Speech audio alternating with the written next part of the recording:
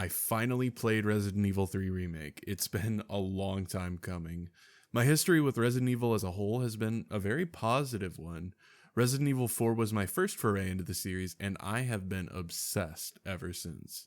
I've played every single numbered game: 0, Resident Evil Remake, Resident Evil 2, both the original and remake, 4, both the original and remake, 5, 6, 7, and 8. I just never played 3. I don't know why.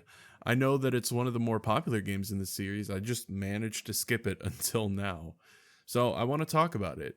These are going to be my unbiased thoughts on Resident Evil 3 Remake, seeing as I've never played the original. I have some mixed thoughts. This video is going to contain major spoilers, so if you haven't played it already, I'd recommend doing so before watching the rest of this video. This is your warning. If you enjoy the video, remember to like, comment, and subscribe, and hit the notification bell to be notified of future uploads. Let's start out with some positives. First off, the game looks amazing. Just like all the other games on RE Engine, it's no different in RE3 Remake. The opening of the game was very good to me. It has an ominous, eerie tone with Jill seeing herself turning into a zombie in the mirror. It was a really cool sequence, and I liked that this part of the game was in first person. It made it hit a lot harder and added a layer of discomfort. Then getting the first encounter with Nemesis pretty quickly sets the tone for the rest of the game. I think they managed to nail the feeling of a desperate escape. And holy crap, does Jill get beat up in this game. I was audibly going, oh my god, throughout most of the opening, and even more throughout when it just keeps happening. Give the girl a break, sheesh. After the more linear chase sequence and meeting up with Brad, meeting Carlos and the other characters, the game finally opens up. It's still a pretty linear game, but for the overall vibe of this game, I think that's okay. There are a few areas throughout the game that feel more like a traditional Resident Evil game. There are some puzzles, there's inventory management, all the stuff you'd expect.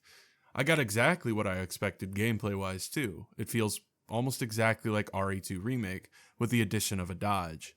I'm still not entirely sure what the timing on the perfect dodge is. I got it sometimes, but more often than not, I just got lucky with some good movement. I don't know how I feel about the dodge. It's an alright addition, but I kind of like the idea of being a bit more strategic and using your movement alone to avoid zombies, like in RE2 Remake, a bit more. Having a specific button to avoid incoming damage is a bit meh, but I don't mind it that much. Also, Jill seems a little faster than like any other character I've played in any Resident Evil game, and I honestly like that. The beginning portion of the game I actually liked a lot, right up until the train blew up. It felt good to play, and while being a bit more linear in nature, you still had to go around and find stuff. There were offshoots and things to loot. This first section of the game felt the most Resident Evil to me. If the game kept up like this, I think it would have been an amazing game. Especially when Nemesis shows up. The only thing that makes me feel really tense in games is being chased, and Nemesis is a pretty unrelenting dude. He rarely lets up, and during this first section, I was actually pretty paranoid about when he might show up. I would have liked it if he was around a little bit more, maybe actually just roaming Raccoon City like Mr. X with a few scripted encounters, but it's okay that he wasn't. And just because I don't know where else to put this was disgusting. They actually shocked me with this. But yeah, this opening segment was a very positive experience for me. Another positive for me was just seeing hunters again. There's a decent amount of enemy variety in the RE3 remake, but I just really like hunters. I only have one kind of neutral opinion on the game, and that's the story. It was just whatever for me. I didn't really care about anyone other than Jill and Nemesis. That was the highlight for me. Everyone else was just there. Even Carlos, who you're supposed to care about, was pretty unlikable for a major portion of the game for me, but I wasn't too fond of him even in the end. The whole Nikolai subplot was your typical I'm doing it for money bad guy, and that's fine, just not that memorable. He was alright for a side villain, but Nemesis steals the show for that. You do get a cool little action movie fight at the end of the game between him and Carlos, so that was fun. I just didn't find the story to be anything noteworthy, but it wasn't bad.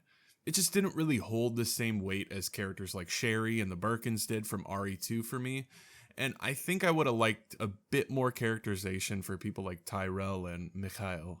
On to the stuff I didn't like so much about Resident Evil 3 Remake. First one's the game's length. I finished it in just under 3 hours. That's really short. For a game that was full price on launch, that's pretty rough. I don't mind if a game is shorter, especially if it knows what it wants to do and how to deliver it, but knowing that RE3 Remake cut out a lot of content, it's just a shame. I couldn't recommend it for 60. I got it for 10, and that's a fair deal, I think. The game just feels rushed after you swap to Carlos for the first time. Speaking of Carlos, I wasn't a fan of the Carlos of Duty sections. I'm sure that joke's been made a million times. I liked the way his rifle felt, particularly after getting the scope, but his sections just weren't that fun and kind of boring. Maybe I'm biased because I didn't care for him as a character, but I don't know. Going to RPD and taking out Brad was cool, along with just seeing things that you discover in RE2 Remake. Those were nice little touches, but the RPD was so linear, it just didn't feel all that worthwhile. Getting to fight some lickers was cool though. The hospital was a bit better. There was more exploration, but still, I just felt funneled around. I would have loved to sacrifice the RPD segment with Carlos for more Jill time, but what can you do? The ending Horde mode scenario with Carlos was pretty cool, but I wish that Horde-style combat would get a bit more interesting than just watching zombies slowly fall through the windows. For example, having one take place outside and actually getting swarmed I think would be a fun one. Just something different, but it was fine here. Carlos segments did have some pretty good action areas where you got to make use of your firepower, but I think one Carlos section that focused a bit more on that action while leaving the rest up to Jill would have fit the game a lot better. The boss fights in Resident Evil 3 Remake were hit and miss. The chase sequences with Nemesis were cool. I really liked the rocket launcher chase, even though it was really simple, it was silly and fun. But the actual fights were all over the place, so I'll start with the good ones. The flamethrower fight was good. It felt classic. It's just your standard Resident Evil fight, and I liked it a lot. The other one I liked was the second fight with the doggy version of Nemesis, the one down in the arena. There were some big attacks that you actually had to dodge. It felt like a fight even when he did hide. The zombies thrown in were a little annoying, but overall it wasn't too bad with that. This also felt pretty classic. The first time you encounter the doggy Nemesis, the one at the clock tower, was meh. It felt really gimmicky and pretty annoying. It was just a lot of waiting around. There wasn't much to it. I think one more fight with humanoid Nemesis would have been better, then have the third one stay the same, and then the last fight was really anticlimactic. I took care of the pustules really fast, and then I wound up getting him in one cycle. It was just over. I was sure there'd be another phase, but nope. The railgun was really cool, and I loved the gory explosion at the end and the aftermath, but it just didn't hit that hard. I would have liked more normal Nemesis throughout the game. I feel like the other forms took up too much screen time. The rest of the game, like the sewers, even though I know that was earlier on, and the lab were kinda just whatever for me too. These sections both seemed rushed. I mean, I don't like sewers in games, and I'm glad this one wasn't long, but the lab was yet another very linear area for me, and it didn't feel like it needed to be that way. The game just hits a point after switching to Carlos the first time where the game's just trying to get you to that next big moment as fast as possible, which could be fine, but the way it's handled made it seem very artificial. It was really downhill after the first section for me. Yeah, RE3 Remake was just a weird one. It had a really solid start and fizzled out really quick until it was just kind of like beating a dead horse.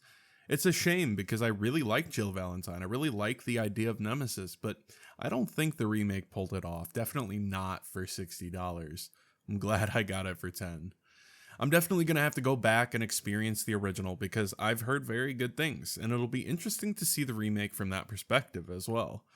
It's not a terrible game, it's just not a good one. It's a fun time. You can finish it in one sitting, almost like a little movie. I'm curious what you all thought about the remake. Let me know. I hope you all enjoyed. I'll catch you in the next one. Peace.